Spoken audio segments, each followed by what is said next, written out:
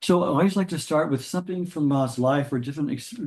Oh no! First, what are we saying? I always skip this. We always start with this. Ma's own words of assurance that she was here before us and will be here after us. And so, in Ma's own words, she said, "I am ever with each one of you, wherever you happen to be. But your vision is tied down to worldly matters, and you have little time to direct your eyes to this body and your thoughts and actions. What can I do? But know it for certain that whatever you do in thought and deed, whether you are near or in distant lands, never escapes my loving attention. Just as at a flash of torchlight, your faces gleam forth in their bold outlines, all your facial expressions appear in my mind when you meditate on me or talk about me or sit down to pray to me." So we have that assurance that Ma, in whatever world she's in, manifesting. Our neighbor just started a weed eater over there. Hears us over the neighbor's noise. So here's more. Solely for you all is indeed everything that this body says or does, its actions, movements, its going hither and thither. Whatever is done for your sake with this body at any time, it is you who cause it to happen. So it is our needs that makes Mom move and speak and address things to what we need. And she says, "You ask me if I love you.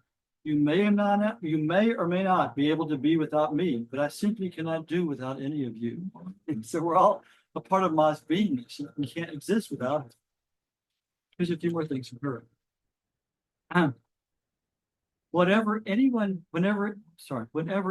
does anything depending on this body, in other words, after we've taken refuge in Ma, if there is a chance of ill fate for that person, it is borne by and manifested within this body. That's why Ma was so often in ill health. She had no karma of her own, but she would take on everybody's negativity to help them. He says, "All who have come to this body have no fear of a fall.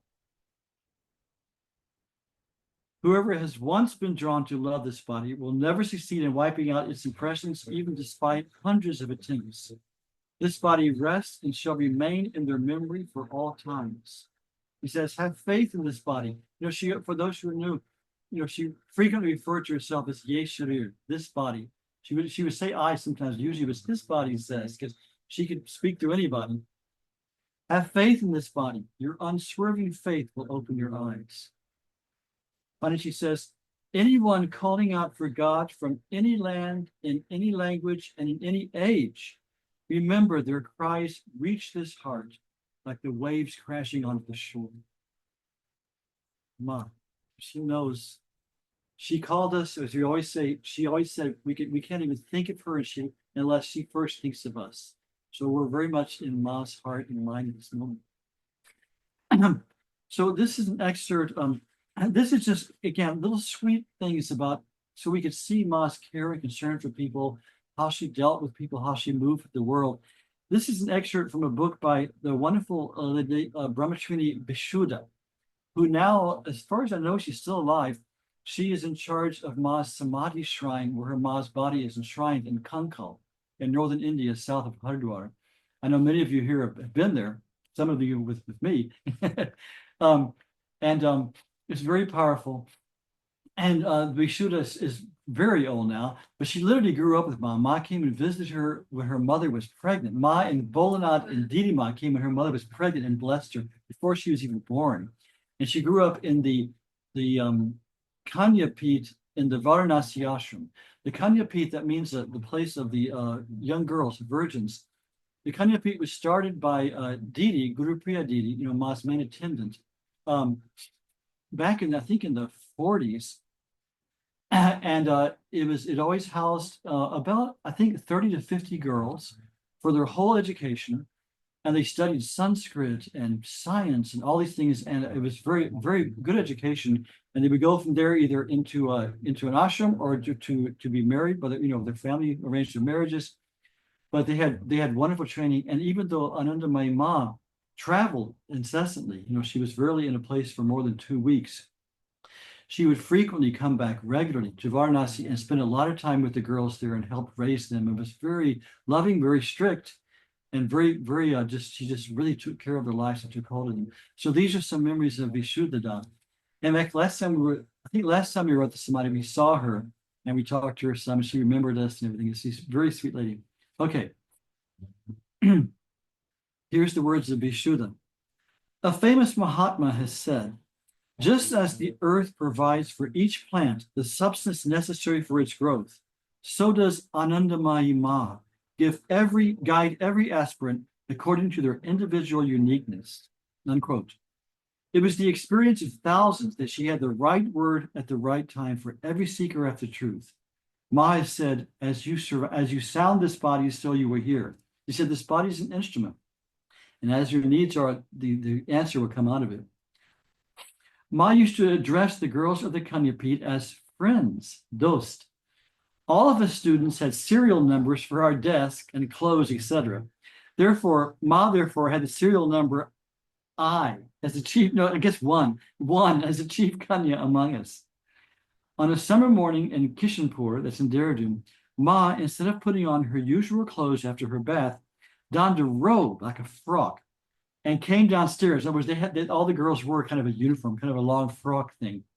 So Ma, instead of putting on her clothes, as you see her here, she put on a similar frock and came downstairs among us. I was attending on her at the time. She said, now I'm going to play with my friends, so I've dressed like them too. And she smiled like a beautiful little girl at me.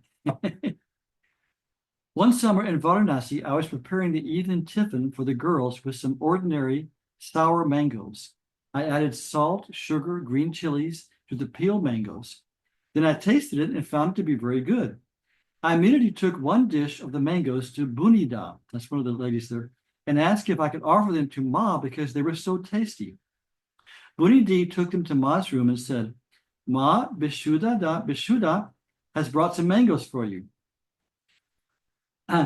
Ma expressed great pleasure at the sight of the dish, as if she had been waiting for it. She ate a little of it and said it was tasty.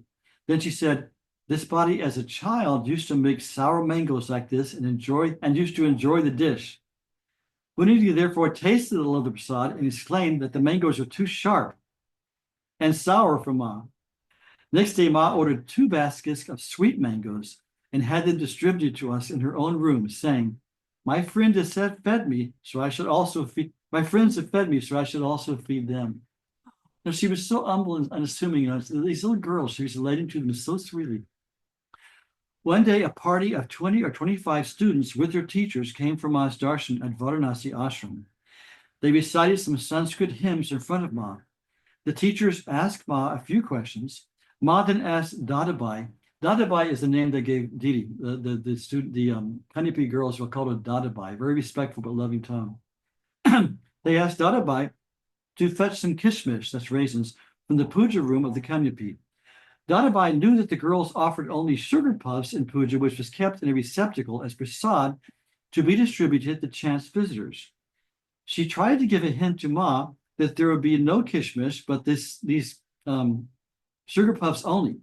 But since Ma insisted on the kishmish, Dadabai approached the girls and made inquiries, believing that when Ma had expressed a khayal for kishmish, then they must be available. This turned out to be the case.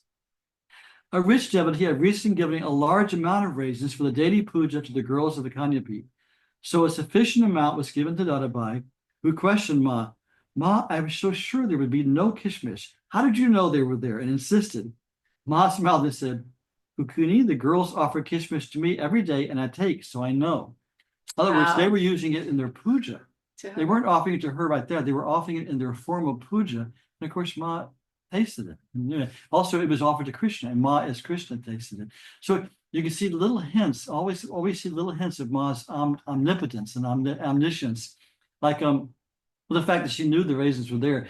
But I remember reading another thing by Bitika Mukherjee. Her Ma just said, there was somebody who was weak, and she said, quick, go and get that bottle of Horlicks powder from under your bed. And nobody in the world knew it was under her bed. She'd forgotten it was under her bed, but Ma knew what was under her bed, but obviously without looking. So little sweet little reminders of her omniscience. Ma was tender as a flower, but at times could be hard as a thunderbolt. Ma had occasion to take some girls to task one day. The girls immediately started to cry. Ma then spoke sternly. All of you have come to me. If you do not try to improve yourselves, if you do not think that Ma is my very own and that she can say anything which is good for us, then what is the use of joining this institution? There should be no quarreling among yourselves. You should obey the elders and observe all the rules of the ashram. In case of wrongdoing, punishment is to be accepted. Ma was very clear regarding the nature of punishments also. According to her, it was more hours of japa, repeating mantra, or mona, silence, or to be kept standing, or to be given one vegetable only with the main meal, were some instances of her punishment. One day, Ma was passing through the veranda of the Kanyapit in Varanasi. She saw quite a lot of rice grains in the drain. In other words, someone was washing rice. She stopped and made inquiries. One of the inmates, due to inexperience, had washed away a lot of the grains. Ma said that the grains which were given in charity should never be carelessly wasted. She wanted that we would eat each of those grains lying in the drain if any such future occasion arose. This was a statutory lesson for the careless one. So she said, if you spill those grains, you're going to pick them up and eat them. Because she says, the ashram is supported by the devotees. It's supported in sense charity. So nothing should be wasted. Ma was always very practical. We remember many occasions when Ma supervised the serving of delicacies to the Kanyapit girls. It was an experience of a mother's love for us. She created a family atmosphere in the Kanyapit, which was quite unusual and rewarding for all of us. Once we accompanied Ma to Patna. From Patna, Ma and three of us went by car to Raigir. It was a memorable journey. We squeezed ourselves under her feet in the back of the car. Ma went on telling us her reminiscences of her previous visit to Rajgarh. When the driver stopped the car, we got down and walked along the country road with Ma. How wonderful. What a way to grow up. Someone had given a big basket of lychees. Ma gave us great pleasure by sharing the summer fruit with us. During the journey, we came across one bridge, which was preceded in a single slow-moving line of cars. When our turn came, Ma spread out her arms and held us in her protective embrace throughout the time it took the car to go past the danger zone. There was really no danger of us falling out of the car, but over the bridge, but we did enjoy the experience of Ma care and concern. Can you imagine she just held all the girls like this as the car went over the bridge. One New Year's Day, Ma was in Varanasi. I stayed awake the whole of the previous night, making a specially long and thick garland with white, fragrant mogra flowers. Ma came to our puja room on that day and graciously accepted the puja of the girls. She looked pleased with the beautiful garland. When she was garlanding with it, she drew all of us within its circle, and thus we, approximately 25 of us, were all united in a circle of flowers. Ma said with a smile, my friends have tied me with flowers. See, this is just like little events of the day, but it's just so sweet to see Ma's omniscient concern for her and for all of us. Right? She cares for all of us the same way. We're all her children. We were fortunate to have Ma as our true friend and also the most loving mother possible. Such experiences were made possible by Guru Priyadi, our Dadabai. She was most indefatigable about collecting funds, clothes, utensils for the little girls living in the ashram. She taught us to care. She taught us to take care of Ma's personal things and also know how to be of service to her. Dadabai's attitude of awe and reverence for the least of Ma's kayal. In other words, whenever Ma had a kayal, that's one of her intuitive inspirations to do something. Didi herself was meticulous about making it get fulfilled. So Dadabai's attitude of awe and reverence for the least of Ma's kayal and her meticulous rendering of service was the example for all of us. If Ma was pleased with us, she would be so proud. Another affectionate person was our beloved Didi Ma. Didi Ma was Swami Mutananda Giri, who was Ma's mother, who was a whole amazing dimension in Ma's Leela, a saint from birth, and really a wonderful saint.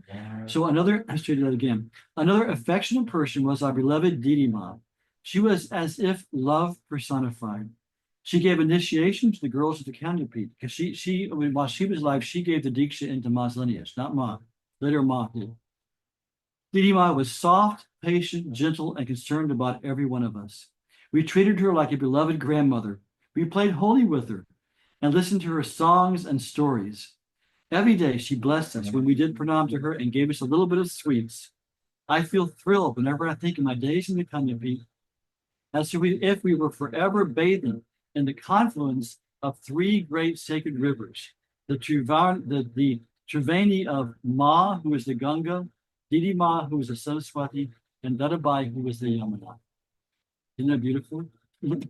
So let's have one quick little exhortation from Ma, and then we'll go on to the next reading.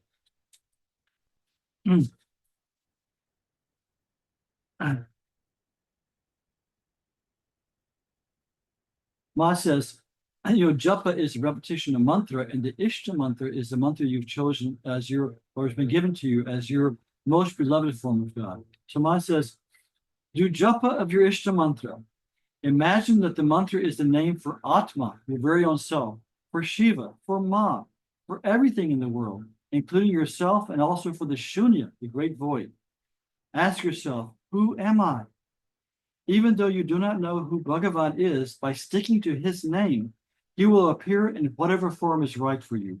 Or if he does not appear in any particular form, then everyone will be seen in his form.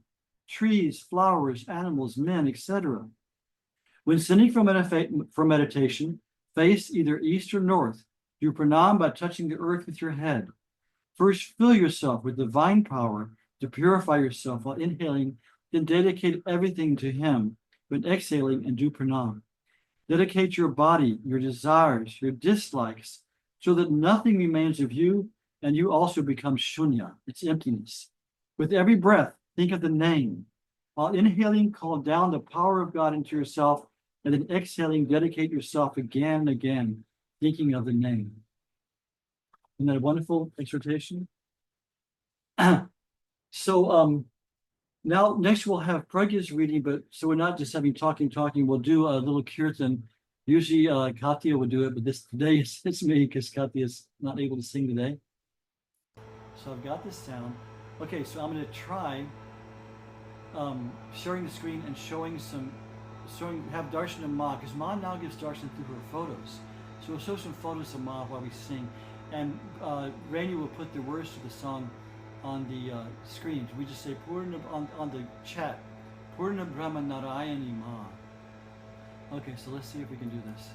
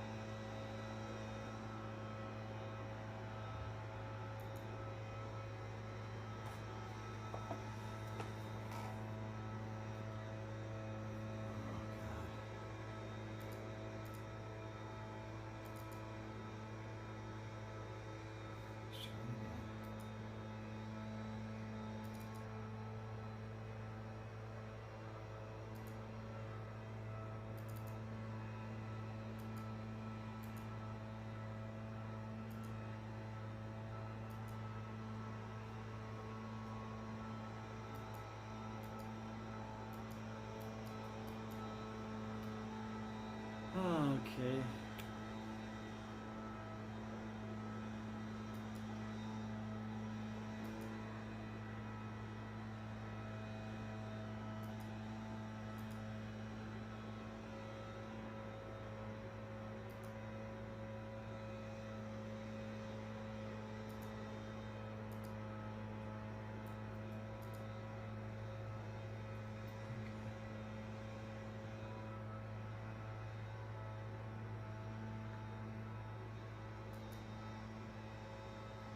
Okay, let's see how it does.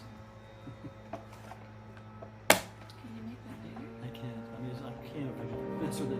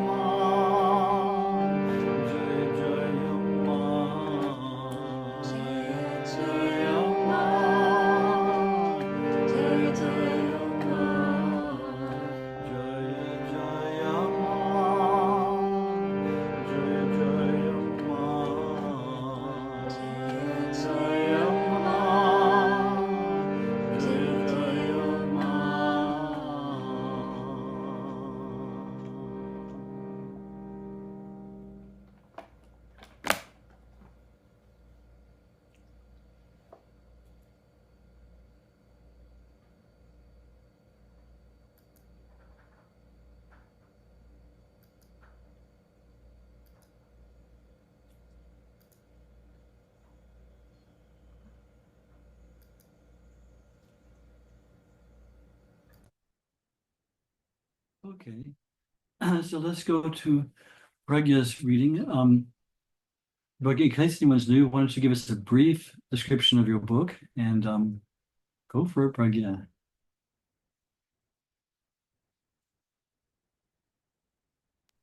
Well, I would be happy to, but I feel as though everybody here knows about it pretty much. Yeah, as you, but also, but we're That's true. recording this, so people who may be watching it for the first time on YouTube. Good point. Okay. So this is volume 2. Volume 1 has a picture of Ma when she was younger. And this collection of satsangs represents most of the talks that Ma gave between 1960 and 1981. And they could have been from one of the retreats, the Sanyam Saptasa, or they could be from someone's, a satsang in someone's house or yard. And we chose, when we were editing these and listening to them again from the original tapes, we chose to include everything in that we listened to, partly because we knew from the story from Vishuddhadi, actually, we knew that Ma intended these to be recorded, and when someone did not turn on the tape recorder, she asked them to. So that made us realize it wasn't up to us to decide what was important, that it was all important if it was recorded by Ma. And so we left it pretty much the way she had spoken it. So this is tape number 62, which did take place at a Sanyam Saptaha in Kanpur, November 1975. And one of the distinctive things about this particular tape is that it sounds to us, to Jaya, myself, and to the first person who listened to it, as though Ma may be in samadhi as she's talking, a very deep samadhi. And in some cases, she's speaking very softly in what is referred to as samadhi bhasha, or twilight language. So in some ways, that puts particular weight on these conversations, but also makes them maybe more difficult to interpret. Questioner, and this question is being read to Ma. People are suffering in misery, and God is wrapped in his own bliss. Can he not destroy people's suffering? He asks us to remember him, to recite his name, and to praise him, to get across the ocean of this world. Who will remember a fickle-minded God who sometimes gives us pleasure and other times gives us suffering? Instead, people will try to forget him. Why did such a God create this world at all? This is quite a provocative question, would you say? Shri Ma, why did God create? Baba, why did he create? What do the scriptures say? And Ma laughs. Swami Nirmalananda says, he is asking you, Ma. Please give him an answer. Shri Ma, what is your first question? Put them separately. Questioner, the world is created by God, as is full of suffering, and it tempts us. Shri Ma, it is tempting. Questioner, it drags us into miseries. He himself is in the rapture of Ananda and asks us to recite his name, to praise him, and to study the scriptures. Why did he create such a world? This is what I want to know. Everyone is laughing in the audience. Shri Ma, are you still single or are you married? The man who has asked this question, is he single or married? Swami Nirmalananda, whoever has asked this question, please get up and answer the question of Shri Ma. What a leela, huh? Shri Ma, is he still a celibate boy or has he entered into grihastha, the householder stage of life? There's more laughter, but nobody gets up to answer, so Ma continues. What is the meaning of Bhagavan? One who becomes the part of the whole by becoming the jiva, a bound soul. The one who makes one's bhaga, or fate. This bhaga and this bhoga, enjoyment, everything is he only. He is comfortable. she's speaking of God now, it is all his pleasure. He may ask you either to clap or to dance. It is for him to decide how he wants to listen to you.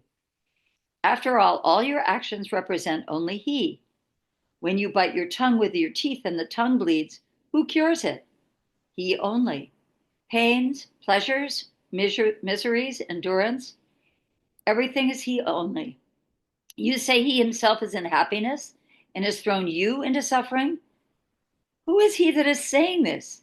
This body says, "Oh God, it is only you." You have come in the form of this questioner who is asking this question so that you may solve your own questions, no matter what form or state you are in. You are playing your own instrument. Because the Mahatmas say that God is everywhere and it is only Parabrahma Paramatma, no one else. It is only the omnipresent self, and where there is the self, there is God. Whatever name you take is the name of God. Paramayogi, Paramasiddha, everything is Bhagavan, the Lord. Had he not been in those forms, how would he have manifested? You say you are suffering pain. Baba has explained why while you are suffering. One thing he said is very important.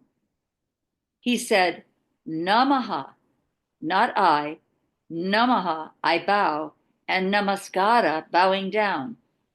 What is all this? It only expresses the absence of I. So Ma is saying here, when we do pranam, there's no I there. That is why you join your hands and bow to him. As long as you keep this I in you, you will suffer. The moment you erase this I, you will be free. That is the meaning of Namaha. When a student goes to his guru and bows his head at his feet saying, Namaha, what is he saying? He is saying, I have emptied myself of I-ness and mine-ness. This is an empty pot. Please fill it with your own good ideas. Similarly, when a devotee goes to the temple and bows his head at the feet of God saying, Namaha, I bow to you, he means to say, Oh God, there is no I-ness and mine-ness in me now. I have emptied myself. Please come into me and guide me as you like. Why do they bow their head?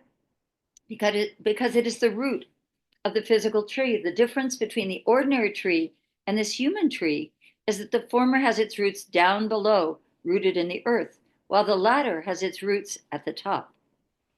This is the human body in which the consciousness of the mind is wakened. So when a person bows his head, he roots himself in the self of the Guru or in the Supreme Self. So now realize who makes our fate. As explained yesterday, he has created this world in order to play for his own pleasure. He is always in pleasure. You say that he is happy and has thrown us into the hell of suffering? He himself is at ease and throws us into all kinds of troubles. He himself is at peace while he has put us into all kinds of disturbances. God has arranged all of this rupa, rasa, gandha, sparsha, and shabda, the five sense faculties of sight, taste, smell, touch, and hearing, in the world so that he can be manifested to you through them. This is dunya, the world, the place of duality. Dukkha, suffering, has resulted from this duality. This duality remains with the person as long as he is in Manoraja, the kingdom of the mind. Sri Mahavir, Hanuman, said that he was the servant and Lord Rama was his Lord. This was based on duality. In his heart, though, he felt that they were one. Ma laughs. Both have the same Atma Tattva, selfhood. At the spiritual level, both are the same Atma, the self.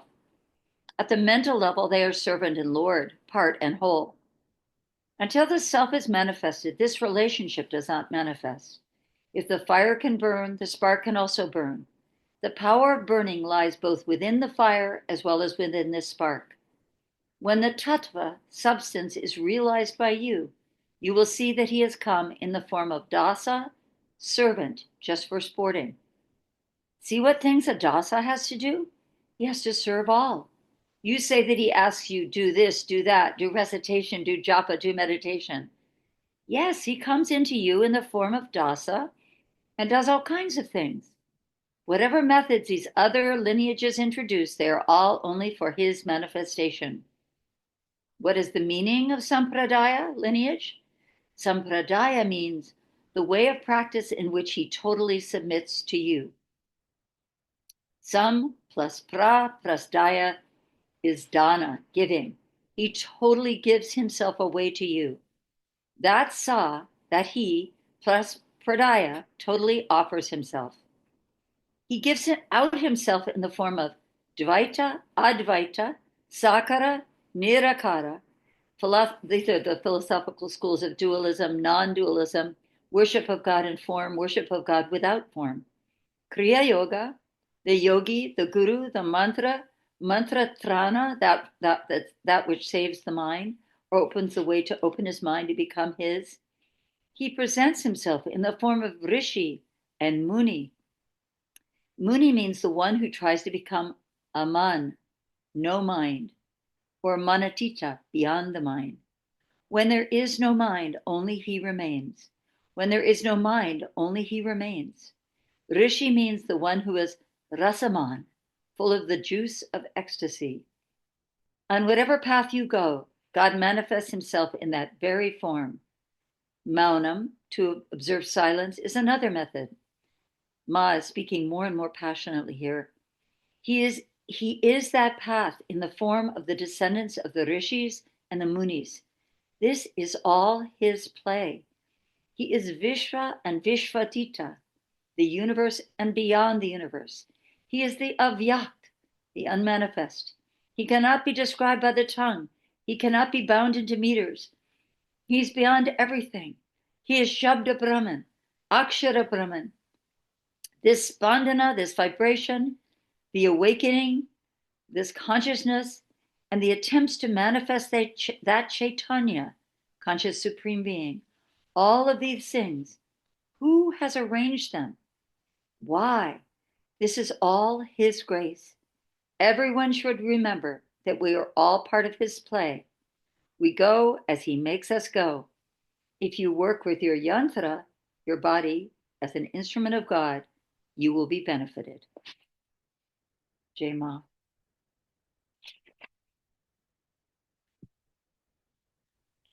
Well, that was just packed. I know. Okay, but give us your thoughts. What are your overall thoughts on this reading? Oh gosh. Well, the same thing. It's packed. So there's so much here, but well, starting with the part about bowing, about when we do pranam. I love the idea of emptying ourselves of the I as we bow and saying to God, to Ma, fill me. To let go of the I, the personal I, and to ask to be filled with the universal, with the ultimate. I find that, just really powerful. And I mean, of course, she's kind of making fun of this guy for talking about how everything's so much suffering. And again, emphasizing to us that everything that happens is the divine will. And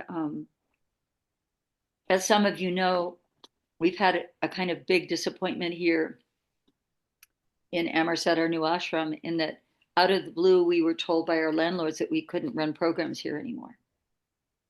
And it's been, well, let's put it this way. I have really, really been struggling to see that this is all Ma's will.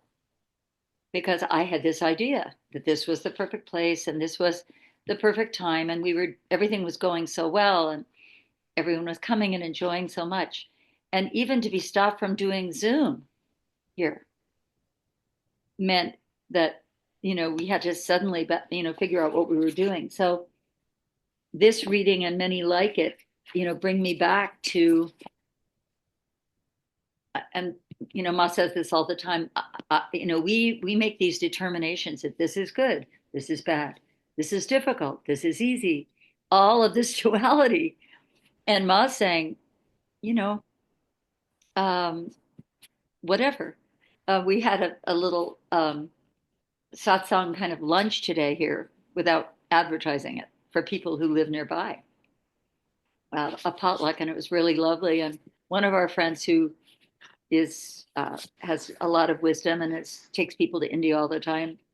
I mentioned that yesterday we got another email from our landlord saying that they were going to come around Christmas time and need to come in the house again. And just the feeling of, and my friend turned to me and he said, well, you didn't think she was going to stop pushing you right to the edge, did you? Meaning Ma, that just when I thought I was getting used to this, we're moving to another place soon, everything's going to be fine. There was yet another moment where I started to feel like this wasn't part of my plan, right? So I love that she's sort of continually bringing us back to everything is God's plan, everything is her will. So that's mostly what I was looking for and finding in today's reading. Yeah, yeah. Thank you, Pragya. And we'll work it out with the ashram. We have a board meeting next Saturday. Yeah, and there's so much in this reading I can't even begin to think about it. But it is true that this man was talking. Actually, he was kind of lightheartedly. He was almost tongue in cheek, but he's saying, "God is so terrible. Who would follow such a God who allows such misery?" And Ma brings it right back to God is everything. She always spoke from this uncompromising level of non-duality. But then she would give instructions about devotion and devotion to God and remembering God. She would give instructions on how to work with sadhana within duality, but her stance from where she was standing and looking was always completely non-dual. And she just kept insisting everything is God. We cannot move without being in the being of God. That's true. What struck me also was she said in the Sampradaya. Sampradaya, is the lineage, Guru lineage. And Sampradaya also means like the lineage of Christianity, the lineage of Judaism, lineage of Buddhism. How she said again and again that God himself, again, we're using this pronoun him. She used pronouns that had no gender. So it could be him, her, however we think of it. The divine itself has started all these different sampradayas, whether it's the different religions, Sikhi, Christianity, Sufism, all have been started by God alone. But I love it when she said in this reading that God has given himself through these sampradayas, how he offers himself. It's not just he made this path. God, him, her, it has poured herself out through these sampradayas. It's like a matter of incredible giving that each path to God has not just been established by God, but it's been God himself has poured himself out as that path so we can reach God through any path. That wonderful universality of Ma always comes through. So yeah, there's so many things. And I thought it was also interesting how you were talking about the part about pranam. She talked about how it's mentioned in the Gita also, how in the human body the roots are above in the brain and in the higher bodies. And by bowing humbly, by putting our head, on our forehead on the floor and bowing before God, we're putting this root to be watered by God's hands. I thought that was a beautiful image also. I never thought of that. There's so many things, so many things. Well, let's ask right now. Let's have a little participation. This wonderful reading we just heard. What do people think? Can people give it their thoughts about it? How it inspired them? What it makes them think about? Let's hear. Anybody? You can just unmute, and I think it's just quicker. Just unmute and speak if you have something. No thoughts about it? So much. I'll say something. Yes, Rainy. I just got back from another retreat on Maui, and Wednesday morning I just had this really powerful, deep experience of feeling like I was always exactly where she wanted me to be or where they wanted me to be, the divine. And I think that plays directly into what was being spoken, and shared by Pragya in her reading. It's just like the divine will. We all have times of questioning, especially during times of great suffering. Like, why is this happening? Why is this happening in the world? Why is this happening to me more specifically? But when we are lucky enough to remember that the grace. It's just grace that we're exactly where we need to be at all times. That's how I interpret that passage. And then when you have that very powerful, deep understanding of that, things get a lot easier than trying to fight against what's happening. Thank you, Rainer. Yeah, yeah. There's a difference between an intellectual understanding and a sudden, like, not final realization, but a sudden, like, aha moment, like you just had. When you have an experience where suddenly what you've known and read about all the time suddenly becomes very real. Yeah, it's true. So it's true. Ma places where we need to be at every time. But also, Pragya, one thing we can think about is Ma was known for it. I've experienced many times in my life also and seen in other people's lives, known for letting us go along real smooth, everything's going great, and then just like kicking out the block that we're standing on underneath us. So everything looks like it's falling apart. This is one of her wonderful tricks for to help us also. That she frequently would just knock out everything we're standing on. Um, just as I'm saying that, I'm seeing examples in my mind of other people in my life too. So frequently that would happen. Ma would think, okay, we're getting too cozy here. So she would knock everything out, but she has something else in mind. Don't worry. She has something else in mind. Julia, Also, yeah, Raymond. Alma has something to say. Who was it say? Hello, it's Shama here. Ayurveda has this teaching about the roots being in the head. And they say that all of our thoughts, all of our nervous system originates right here. So that when, there's a custom in India to put oil on the head. And often when I was standing with the women in the temples, I would be here and their heads would be here. And when you're lining up, you're pretty close. So I could always have the scent of coconut oil. So there is a custom of putting oil on top of the head because this soothes the nervous system and helps with quieting the mind, and it also assists in meditation. And for sleep, putting oil on the feet is such a good practice. So it's a very old teaching of the head being the source of the root of our tree. We're like an upside down tree. Hmm. Yes, thank you, Shama. And that's described in detail in the Bhagavad Gita. In one of several of the verses where Krishna talks about that, explains how the human being is an upside down tree with the roots, even the Vedas are up above. Interesting. Nice. And I said how Ma always spoke from this exalted level of non-duality, but she was also very practical. And see, in this reading, the guy was, being really being a smart aleck. He was talking about how God, who would ever be with this God? And part of it was in play because a lot of times people would say things to Ma just to draw her out, and it'd be very playful. So it could have been that too. But she answered him according to as he needed. But also, I know in my time of traveling with Ma, I would try to, as often as possible, in intervals, have a private with Ma and talk to her about my spiritual life, any problems that had come up, any questions I had. And I would ask her what could be considered mundane things. I mean, I try to keep it relevant to my spiritual life. But I'd ask her very basic questions about this and that. I'm having this problem, and she wouldn't say, "Oh, but go off in some tandem." She was very practical, very loving. She would say one, two, three. In fact, one of my friends, came out and said, "I told Ma I was having terrible digestion." She told me what to eat. She said, "Make some rice with yogurt and a little lemon juice and eat that for a few days." So she would also, she needed to put this man who was asking the question in his place, and she needed to answer from that level. But she was also she would answer mundane questions very affectionately and very practically when the need was there and the question was sincere. Yeah. Also, anybody else have any ideas about this reading specifically?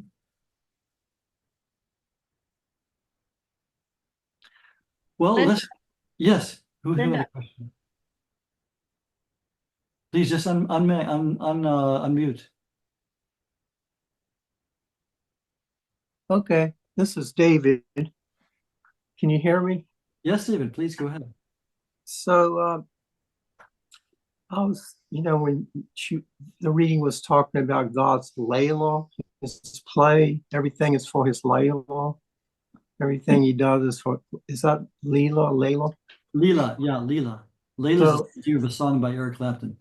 Leela is the play of Layla, divine Leela, play. Uh-huh. right. Anyway, so I was thinking, so we're God's children, right? Is that what we're God's children?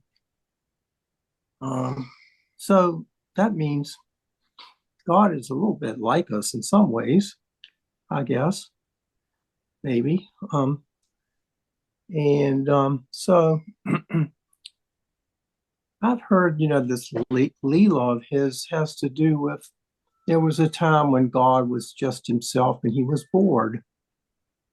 So he created all this for his play, to keep him, get himself out of boredom. We're part of it. And we're a great big part of it because this drama we're going through here in life is quite a thing, quite a drama, and it's very all over the place, but it's always has the purpose of fulfilling some love kind of thing and for the purpose of happiness, actually, in the long run. Anyway, that was just some thoughts I had. This thing about are we really God's, is God like us because we're his children? So many things say from the different scriptures we're God's children, and he kind of, does spank us and put us through some things to develop us and all these things. Anyway, I was just I think about that from time to time. Even the most horrible things that have happened in this world are somehow or another done by him to create more and more happiness for everything. Anyway, that's I start thinking about that. Yeah, right. Thank you, David. It's true. According to the cosmology of Sanatana Dharma, Hinduism, actually, and Ma talks of this sometimes too, there's not really creation. God didn't create the world. God, it says, see, again, we're kind of superimposing on God the human mind, our limited mind. But it does say what you were talking about in the Vedas and Upanishad, the God as Brahman, there was no creation. There was just undifferentiated, eternal divine light and consciousness, and no one to observe it even. And God said, "Let I will make myself into many, just for play, for Leela." So God projected creation, and this happens time and time again. It's withdrawn, it's projected. So God projects himself as creation. The light of the Divine Mother manifests as creation, and all of us are the divine souls within that. And all the different sampradayas say it in the Christian Judaic Old Testament, God says, I made mankind in my own image. So we're told that within us is the image of God. And of course, in Hinduism and yogic philosophy, the Atma is literally a part, it's a manifestation of God. That the consciousness is unbreakable. You can't divide consciousness. So consciousness manifests in every being as the self, and that self is divine. So there's many ways to think of it. And yes, a wonderful way to think of it is we are not only God's children, we're in the image of God, but we are God's children. And God loves us, and everything that happens is for our good. And it is true, we see all this misery and suffering in the world. It's hard to take sometimes. I mean, it's more than our nervous system can take. And we look at because we have this mass communication now, we can see the suffering in all the countries rather than just our little village where we live. So it's sometimes overwhelming. But we have to realize this world is a school for reaping karma, for learning and for growing. And it's a tough school. It's a tough neighborhood, and it is all for our good and all for our growth and our awakening. And Ma stressed this many times, but it is interesting. Arpita and Shama. Yes, please. unmute. Well, what struck me, among other things, there is so much in there, but that one has to have a feeling of familiarity with Ma or with God in order to be angry. And that person who was asking those questions, to me, I felt some anger, some righteous indignation from that person about suffering. And that question was not coming from a place of trust, but rather disgruntlement, if you will. And I think that in order to express that to a being like Ma or to God, one has to feel very close to that person and not so intimidated as to be awestruck, if you will. So I was struck by that. And it reminded me of a letter I wrote when I was a kid. I don't remember how old I was, but I wrote a letter to God and I was pissed off. And I basically said, you know, you promised peace. Like I had had this relationship for, I don't know, I guess a long time. And I'm paraphrasing, but it was like, because I read, like, you know how you come across these old things that you had. Like I have this old notebook. Remember those old black and white notebooks and used to write in them and do all kinds of stuff when you're a kid. And so I came across it and it's like, wow, you know, I must have been, you know, that feeling of closeness to God, that you can do that you can actually do that. You can actually express disgruntlement and anger and like, you promised this and I don't have it and I'm blah, blah, blah, you know, like you would with your parent or your, you know, friend or whatever. So, yeah, so I was struck by that. And that's the relationship that that person had with Ma. And I don't think everybody has that. Even though they may actually think about it, because I think we all think about that, like what in the world with the hurricanes and you know, all kinds of horrible things, suffering on a personal level, on a global level, but we may not feel close enough to be free to be angry with God. And that's kind of the way I was looking at what this person, where that person was coming from. So that's really it. That's all I had to say. Yeah, that's a good point, Arpita. Thank you.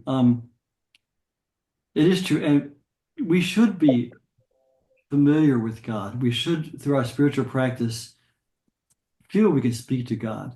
Especially to Ma, who's like we did the reading I did about how, you know, with the girls in the Kanya Peach, she was just so motherly, and they felt so close to her. And it is true. When you read the lives of the saints in any religion, but especially the Indian saints, they were so at ease with God. You know, they would play and joke with him. And Ma was just particularly easy to play with. Like I'm sure this man who asked this question with them from the reading was, you know, doing it in kind of doing kind of a joking manner in the sense that he was playing with Ma too. I mean, you read so many beautiful stories of people how they played with Ma. Like it was when Ma was younger, she was she was still, you know, a great spiritual figure. And I don't mean like a childhood time. I read how this old man used to come to Ma every morning, and he would talk to Ma and joke with her. And one time, somebody told her that he was coming in the door of the ashram, and so Ma said, "Oh, quick!" So she covered herself up with her. She was lying in her bed. She covered herself with. Said, "Don't tell him I'm here."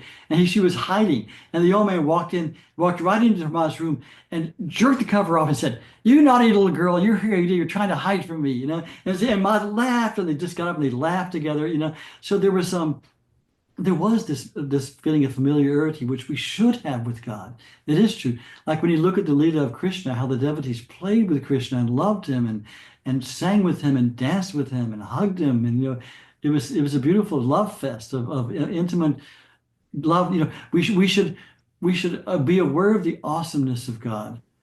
And certain Sampradayas, like we like the Russian Orthodox Church, and they that particular Sampradaya invokes the holy awesomeness of God. And that's also beautiful to experience.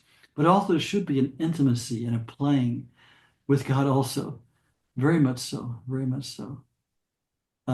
Yeah, thank you, Robert. Another thing I was going to say is if I found by talking to people who say they don't believe in God, who are vowed atheists, a lot of it is because of this horrible presentation that religion itself has actually turned God into.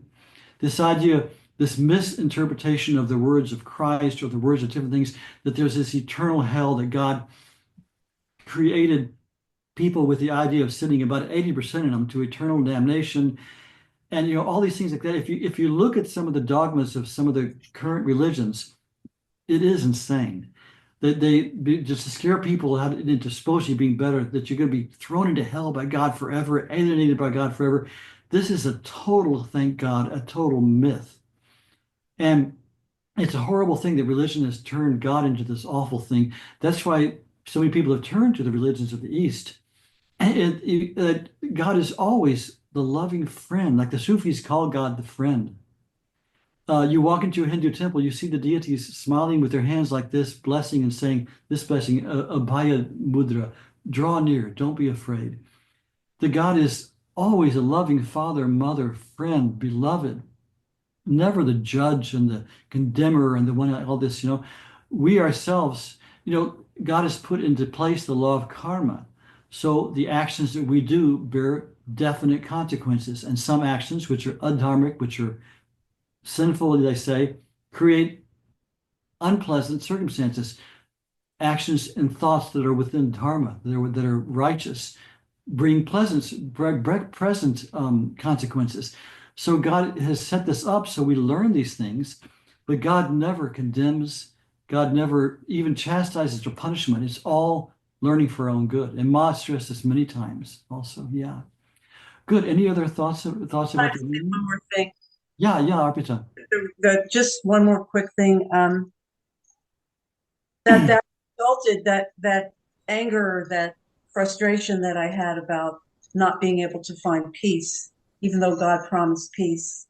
That was my main gripe, by the way. Really resulted in finding it when I went to India. So, that was the response that I got, basically, was, I'm going to give you show you some peace. Not that it's lasting forever, because you still have to go home and work on it, obviously. So I feel like that was an answer to my gripe. That's all. No, that's a good point too. That when it brings up another example I have. I'm listening my in. A man I was traveling for a while in India with told me an experience he had with Ma one time. He said Ma had given him some instructions. They were hard to follow. It was a strict discipline, and it angered him, So he went back to his room and he said, he told me this. He said he got so angry and he started just cussing Ma, asking, Ma, how do you do this to me? How are you so cruel? Blah, blah, blah, blah, blah, blah, blah. And he just in his own mind was just blasting Ma. And then he said the very next morning, Ma sent a message, come have a talk with me. So he went, and Ma was just kind and merciful and gave him exact answers to all his questions, gave him a really strong, a wonderful practice to do. Just lined out everything. Everything he'd been wanting to get from her. He'd been asking her for different instructions, and it might have been a little bit vague. But when he got angry at her, and he just really bawled her out, and he was that, as you say, that intimate with her that he could be angry with her. Then she responded, and in the next interview he had with her, she answered all his questions and gave him the guidance that he'd wanted. Yeah, so it's true. It's okay to be angry with God. You should be intimate with God and speak to Him, and you'll get answers that way. Yeah. Tama, do you have something else you'd like to add? Yes, I'd like to speak about rice because today is Purnima, and this particular Purnima is the annual birthday of Annapurna, who is the goddess of food. And in different countries. There's a main grain, which is the main food. And in India, I think we know that rice is the primary grain. And any photographs of Annapurna, she's holding a bowl of rice out to Lord Shiva. So when I lived in Konark, I used to sleep on the temple wall there. Youth does this sort of thing.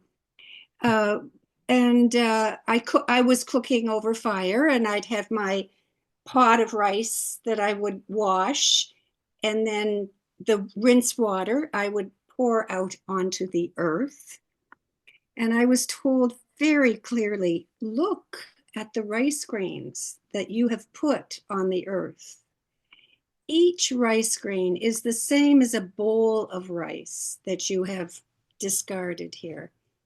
And so you have discarded the beauty of the fullness, purna, fullness, the beauty of food and the fullness of food.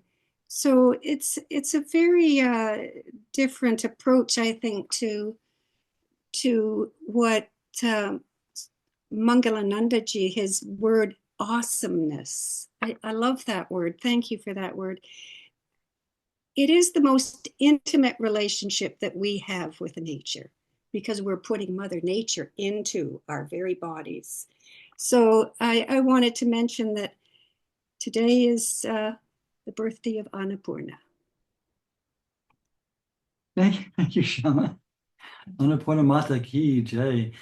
Yeah, when you get to the Kashi Vishwanath temple in Varanasi, they later show you they take you to the darshan of Annapurna, who is, Anna is food, Annapurna, the fullness of food. She is the blessing, she gives her blessing in food. The sadhus invoke her to get their meals. And she feeds Shiva himself. He comes for Bhiksha to her. Beautiful. Yeah, Mom mentioned rice in the first reading, right? How she made the girls pick up the rice from the drain and eat it so they wouldn't be wasted. Good, beautiful, beautiful. Anybody else? Well, let's open even more. Anybody have anything they want to share, keeping on the subject of Anandamayi Ma, not just anything out of the blue, but anything related to Ma, their experience with Ma, how they came to Ma. We have a few minutes. Let's open it up. If anyone has anyone they want to talk about Ma. I'd love to hear how people came to Ma. That's always wonderful. Anybody? Well, surely somebody has something to say about Ma in their life. Yatish, how did you come to Ma? I'll ask you. From the YouTube channel. I mean, I know about Ma from Autobiography of a Yogi. But yeah, I found this satsang particularly from the YouTube channel. That's beautiful. It's beautiful. And That Yogananda lineage is very connected too, because they were close friends spiritually. yeah, I mean, Dayama, Yogananda's direct disciple, she also went to India a couple of times, and then she got I think there is a interaction where she puts like a garland of flowers on Ma, and then Ma takes it out and puts on her instead. And so there was like a really beautiful exchange between Dayama and Anandamayi Ma. And there is other traditions who consider Anandamayi Ma. Like from my experience, what I have experienced is I consider Anandamayi Ma as the incarnation of Durga, Ma Durga. That's what whenever I pray to her, I think of her as Durga. But yeah, I have like on my altar, I have her everywhere. And I pray to her. I say Om Ma Sharanam every day, like 3 times. And yeah, she's just wonderful. Beautiful. Thank you. It is true. You see her more and more people are coming to her. And it's good on YouTube, this beautiful thing. In fact, we're going to watch a short video about Ma. Let's go ahead and do it now. Last call. Anybody else have anything else you want to share? We have time. Okay, I'm going to be very brave. Mangalanandaji, while you're doing that, Jim has his finger up. Oh, Jim, please. What do you want to share? We got to unmute first, Jim. Bottom left of your screen. I first learned about Ma in 1974 through Autobiography of a Yogi. Um, at the time, I didn't really think about going to India and trying to see her, but I really started becoming familiar with her through Facebook. And I felt like I was getting an activation every time I'd see a picture of her or read one of her teachings. And one day, one of her posts just hit me really hard like a bolt of lightning. And I felt like been with me ever since. Beautiful, beautiful, beautiful. Yeah, I always love hearing how Ma has reached out of eternity and touched someone's heart. Yeah. Yeah, Wow, very nice. she can do it on Facebook. Yeah, yeah. I've told you before how the first time I had contact with mom was also through a film, through a little 8 millimeter film that someone had took where I was at a yoga center. This was in 72 or something, but at a yoga center, and she looked out through the film and watched me and then gave me this zap. Later I saw that wasn't even in the film. Only I saw it. Yeah. Well, I was thinking about Yogananda and Ma, Dayama, as Yatish, you were talking about. Dayama, later became president after Yogananda's Mahasamadhi. She became the Oh, president. Dayamata, yes. Yeah, his organization. And I was told that after Yoganandaji met Anandamayi Ma in India in 1936, when he was back to see his guru, he came back and he told Dayama, he said, you should pattern your life after Anandamayi Ma and make yourself more like Anandamayi Ma. So Dayama started studying her life and thinking, then she went to see Ma and saw her several times, had beautiful meetings. I've read some of the script transcripts of the meetings between the two of them. It's beautiful. So those encounters are amazing. Like she will go into samadhi and stuff, and she will be next to Ma. Yeah, it's beautiful. Yeah, it's beautiful to see the saints all loved Ma. The saints who were developed enough could really see who Ma was, and so they appreciated her even more than people who thought she was just a little Bengali lady. Okay, well Right. let's watch a video. Like I say, I'm going to make a bold move here. This is a new computer, my first Apple, so I have no idea how to navigate. I'm going to try to show a video. It's by a French filmmaker named Arnaud Desjardins.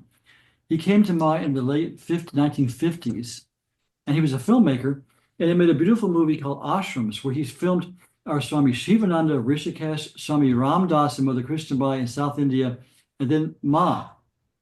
And he was a good filmmaker, and he made this film which went all over Europe. He came with Ma many times. He spent a lot of time with Ma over the years, and he later had an ashram of his own in France. Swami Guru Sharan and I were going to visit him one time, and we were on tour from our ashram in India, and we contacted him, and he invited us. Then last minute he said, "Sorry, I have to go to Canada," so we didn't get a chance to see him. But he made this nice movie, and it's about a 10-minute movie, so let's watch it. And it's nice just to see Mom moving around. I found you get just a slight glimpse of what it was like to be with Mom. It was kind of festive because there are always festivals, and playful, same time very, very profound. There were times when we could just sit with Mom in silence, and it was just like being at the center of the universe. Other times, Mom would be very playful and interacting with people, and sometimes she'd be very withdrawn. She had many different moods or bhavs that she would manifest. But this, I found, it's not very good resolution, and what's one thing also, the soundtrack is not the soundtrack you're hearing. They put a soundtrack on that's not the soundtrack of what's actually being shown, so it's a little funky, but it's a nice thing. So let's try it. Okay, so I'm going to do share screen.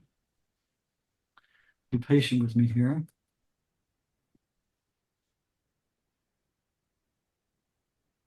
Okay, let's try it.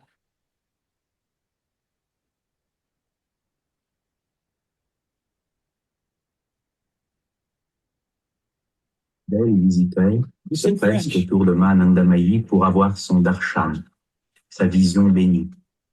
Et elle anime de sa présence surnaturelle et de son rayonnement silencieux le chant des cantiques. What's the music? It's funky.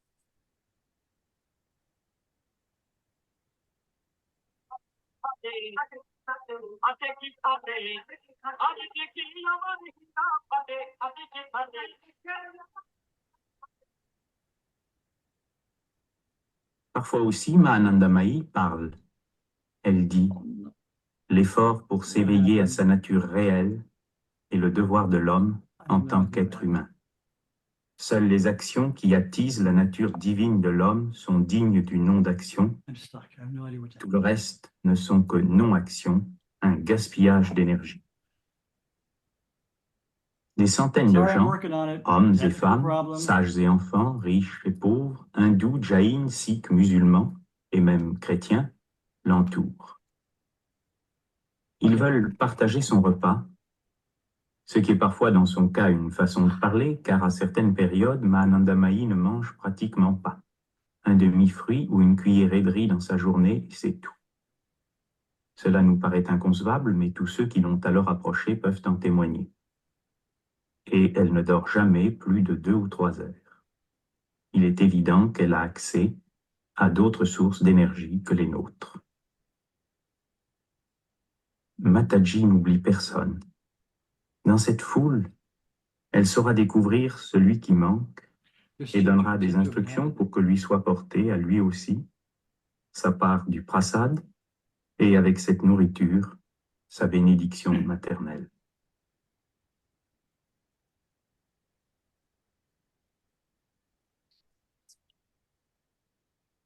La nuit même de son anniversaire, la sainte la passe en samadhi, un état de conscience que nous traduisons généralement par extase, où elle se tourne entièrement vers That's l'infini, Didi on Ma's right, perdant on Ma's contact avec le monde de la and forme et de la Udas, two of Ma's main multiplicité, attendants, Guru Piri Didi and Udas. et au lever du soleil, Now, what we're seeing here is every year on Ma's birthday, all the devotees said, Ma, we want to celebrate your birthday. So she allowed it because she wanted to please them.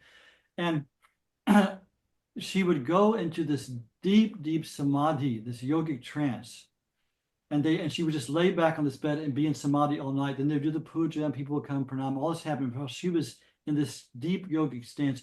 And when they got her up, she would be so still immersed in divine being that she was like staggering.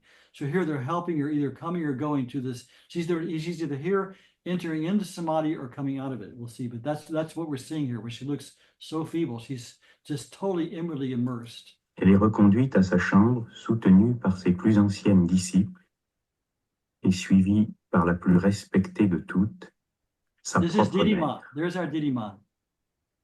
Et quelques minutes après, There's Didi Ma elle sitting est behind pleine to de the right. jeunesse et de gaieté comme si elle venait au monde à nouveau.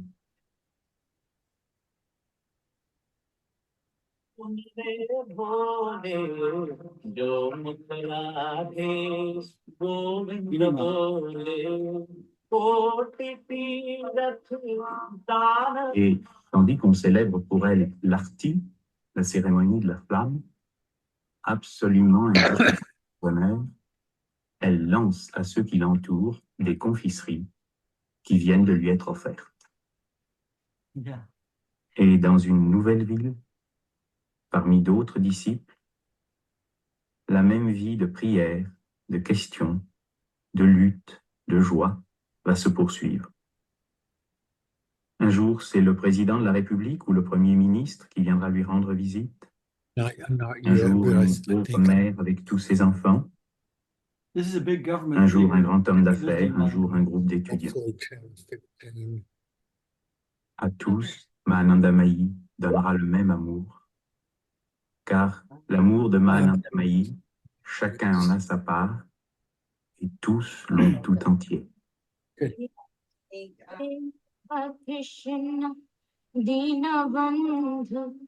This is Mother Ross Brahmatrini's Pushpa singing. Ma always had her singing.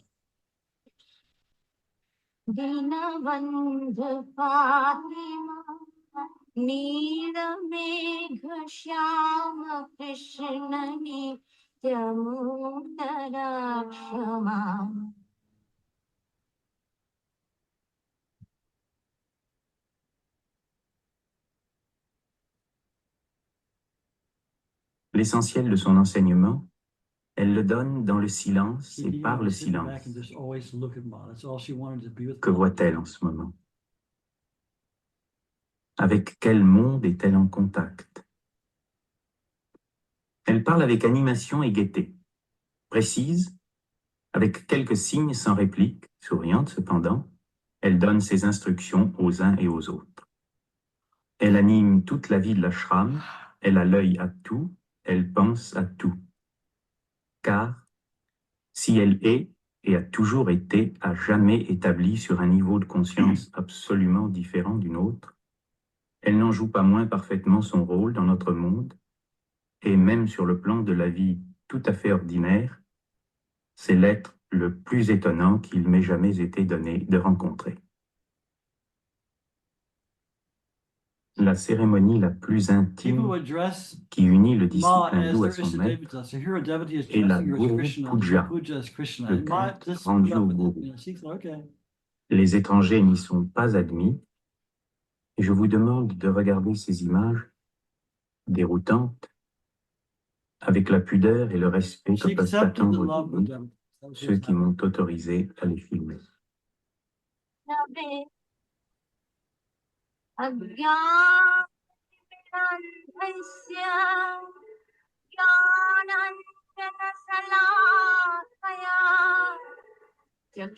चक्षुरुन्मीलितं येन तस्मै श्रीगुरवे गुरुर्ब्रह्मा गुरुर्विष्णु See, her eyes always looking to infinity.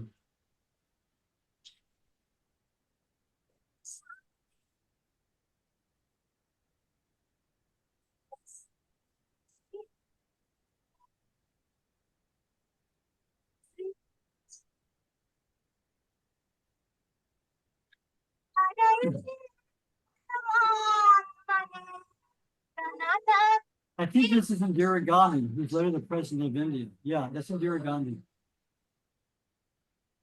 Well, maybe not. Maybe not. She was one of Ma's disciples. त्वमेव त्वमेव बन्धुश्च सखा त्वमेव त्वमेव विद्या द्रविणं त्वमेव त्वमेव सर्वं मम देव असतो मा सद्गमय तमसो मा ज्योतिर्गमय मृत्योर्मा अमृतं गमय आविरावि मयि यदक्षरं परिभ्रष्टं मात्रहीनं जगद्भवेत् पूर्णं भवतु तत्सर्वं तत्प्रसादान् ॐ पूर्णमदः पूर्णमिदं पूर्णात् पूर्णमुदच्यते पूर्णस्य पूर्णमादाय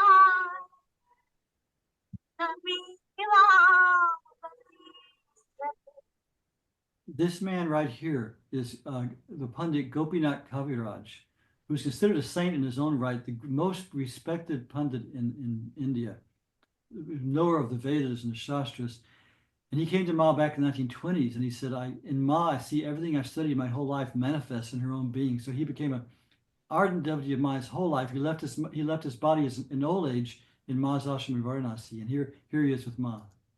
Om Shanti Shanti Shanti Hari Om Tat Sat.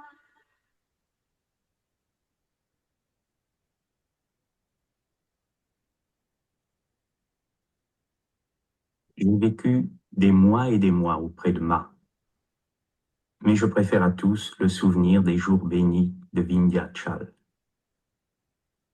Dans le silence, un des disciples lit doucement. Ma ne dit rien, nous ne disons rien. Elle nous regarde, nous la regardons. Et tandis qu'avec le soir descend sur nous la paix qui dépasse toute compréhension, nous voyons briller dans ses yeux la lumière de la vie véritable, l'annonce que l'éveil peut venir nous arracher à notre monde de sommeil.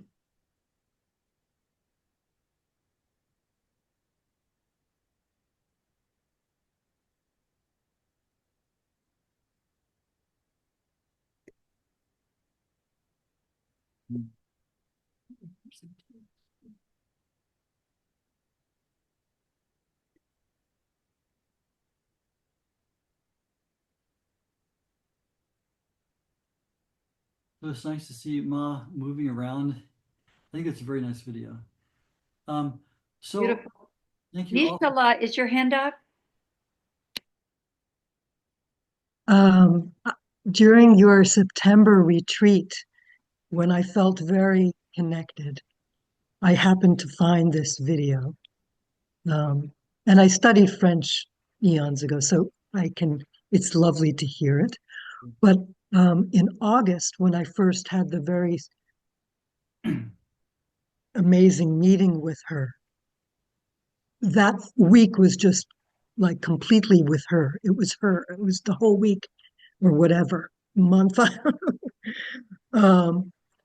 And I came upon a video with Arnaud Desjardins being interviewed. And it was translated. I heard he spoke English well, but for some reason he spoke in French. Maybe the group was French. I don't know, wherever he was speaking. But he shared his experience of her for about half an hour. I'm just letting you all know it's online and you can see it. It's a beautiful sharing of his experience with her, and his face just completely lights up. It was just beautiful to watch him as he shared. So just felt moved to share that with you all. And I also wanted to say that just minutes before this started, I was finishing having a late lunch and the computer was set up. And I started to feel this energy, peace, bliss, whatever we call it, unmistakable, just fill. And just so grateful, that for these gatherings. And it really, I remember that first amazing week, I also found out that there were your gatherings here. And I was so pleased. It was just like a miracle. It was like as soon as I had that experience of meeting her, then I'm pointed to you all, to this group where it could be shared. Because there's just this natural desire, it seems, arises to share her or to share this. So just once again, just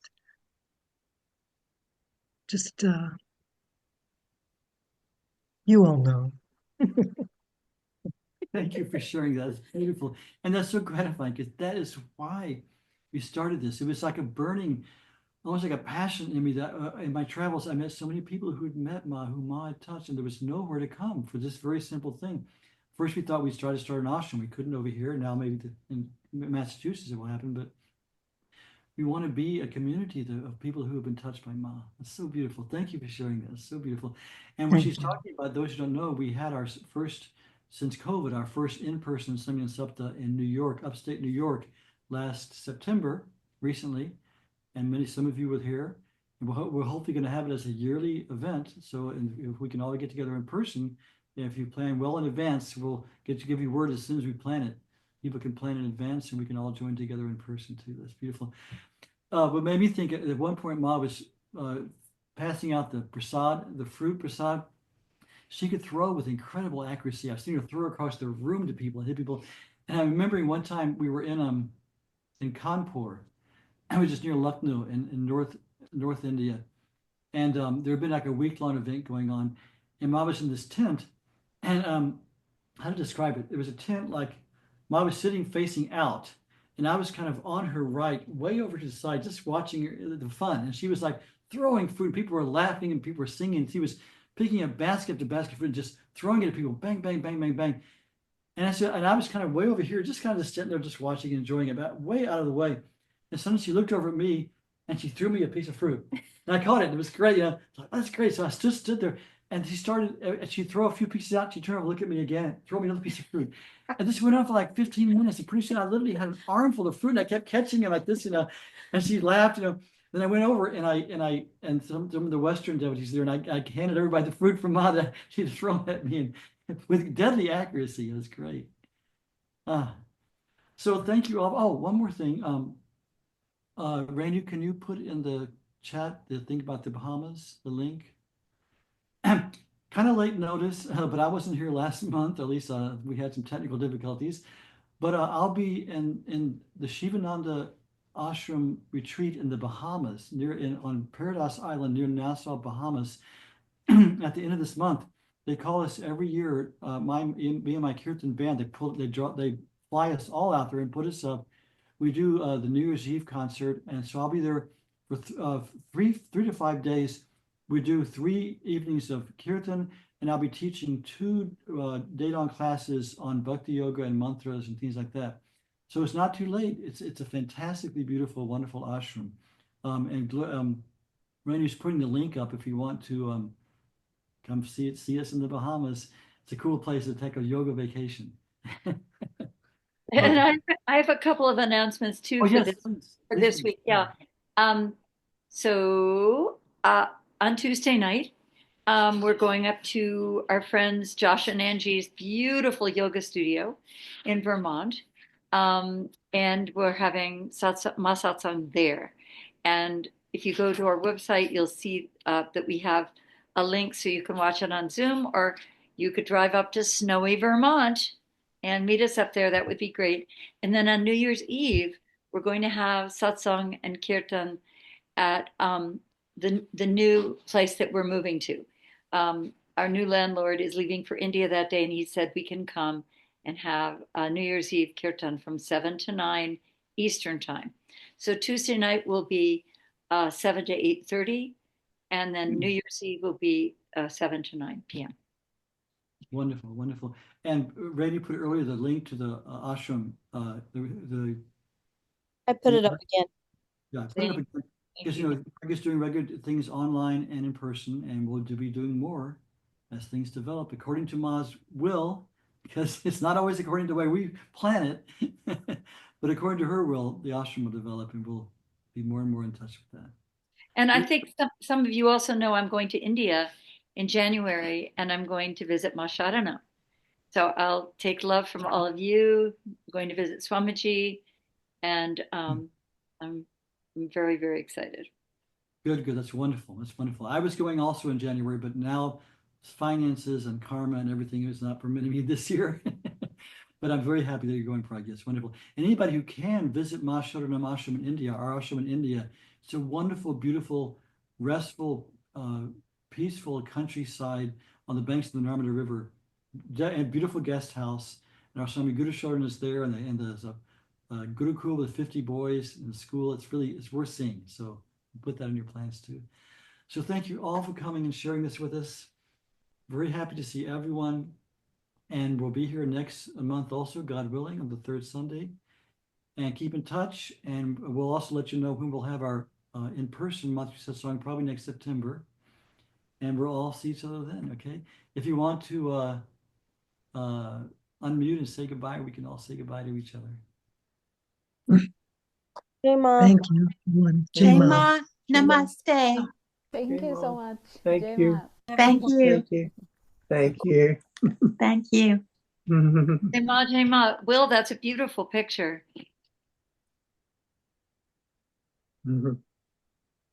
Wow. Jai Ma, everyone. Was it? So where's the beautiful picture? Somebody put out there. It's in Will Square.